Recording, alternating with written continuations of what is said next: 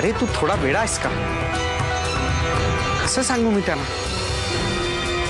माझ्या सासू सासऱ्यांना तुला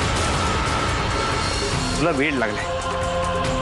त्यांना जर का हे कळलं ना तर या घरात मला जेवढा मान मिळतो ना तेवढा सुद्धा मिळणार नाही. मला आता घर फार महत्वाचं आहे. नाही म्हणजे मी नुसताच बसलो नाही. मी शोधतोय ना मुंबईत एखादी नोकरी शोधतोय मी. हा मग नोकरी मिळाली तर सांगून टाकेन ना मी त्यांना की मला अबुधाबीचा कंटाळा आलेला आहे. आता मला बायको मुलाबरोबर राहायचं बस. हा यार नोकरीच मिळाली नाही तर काय करायचं मग? विचारा कांता काकू, त्यांचा जावई तिकडे नोकरी करतो अबुधाबीला, याचा केवढा अभिमान आहे त्यांना.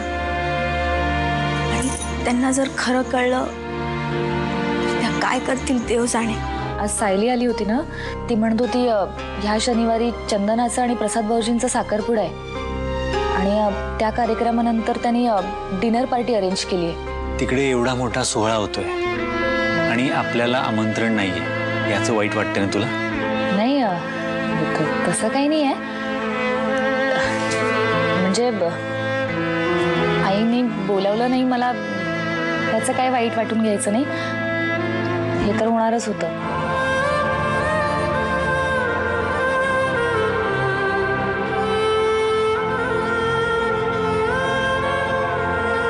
अर्धा किलो साखर दे ना. मायनस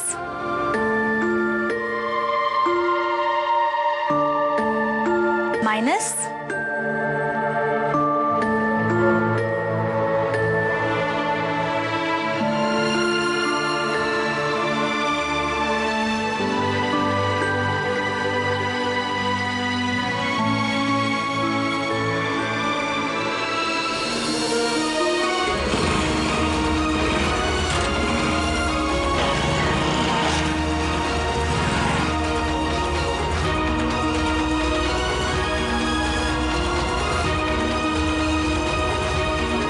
त्या दोघांचं पॅचअप करून देत.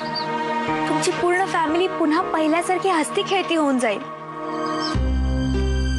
तुला काय वाटतं मी काहीही प्रयत्न केला नसेल? पुन्हा तुला आमच्या आईचा स्वभाव माहिती आहे ना, की तिचा हट्ट, तिचा अहंकार कधीही सोडणार नाही. ती सुदेश दादा आणि छाया वहिनी दोघांना कधीही माफ करणार नाही, कधीच नाही. अरे का नाही करणार? त्यांचं एवढं प्रेम आहे ना सुदेश दादांवर, मग माफ का नाही करणार त्यांना? अगं त्यांना माफ करणं म्हणजे त्यांचं घर सोडून जाणं ही तिची चूक आहे हे मान्य करण्यासारखं आहे. आणि आईच्या मते ती कधीही आणि कुठेही चुकत नाही. मला तुम्हाला सॉरी बोलायचं होतं. त्या दिवशी परफ्यूम वरून खूपच बोलले ना मी तुम्हाला. ऍक्च्युली लेडीजचे ब्रँड्स अँड ऑल तुम्हाला काय माहिती असणार ना, मला कळायला हवं होतं. थँक्स प्राची. प्राची या घरात ना तूच एकटी हुशार आहेस आणि समजूतदार आहेस, म्हणून मला तुला काहीतरी सांगायचं. शुअर, पण त्याआधी ना मला तुम्हाला काहीतरी सांगायचंय. इनफॅक्ट द्यायचंय. काय? ही ना नेक्स्ट टाइम तुम्ही जेव्हा येणार ना तेव्हा जे जे तुम्हाला आणायचंय त्या सामानाची लिस्ट आहे आणि त्याच्याबरोबर ना सगळे ब्रँड्स पण लिहिलेत मी, म्हणजे तुम्हाला शोधायला प्रॉब्लेम नको ना. आणि जिजू दिस टाइम नो मिस्टेक. एक जरी गोष्ट तुम्ही यातली विसरलात ना तर आय विल किल यू. मी त्या कॅटररकडे जाऊन येतोय. त्या साखरपुड्याच्या दिवसाचा बेट ठरवायला हवा ना, त्याला पैसे देऊन यायला पाहिजेत. बाबा तुम्ही एकटेच जाताय का मी पण येऊ तुमच्या बरोबर? नको नको, तू तुझा अभ्यास कर. मी जातोय बाबांसोबत. अशी कामं घरातल्या पुरुषांनी करायची असतात. तुम्ही घरातली कामं आटपा, तोपर्यंत आम्ही जाऊन येतो.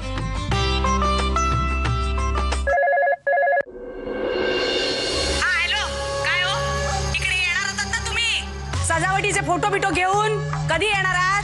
माझ्या पोराचं लग्न झाल्यानंतर. हे बघा, उद्या सकाळपर्यंत फोटो घेऊन जर आला नाहीत ना तर मी दुसरा मंडप वाला गाठेन. सांगून ठेवते, 10 कामं येतो माझ्या पाठी. हॅलो आई, मी छाया बोलते. तुम्ही चुकून तुमच्या मुलाच्या घरी फोन लावलाय.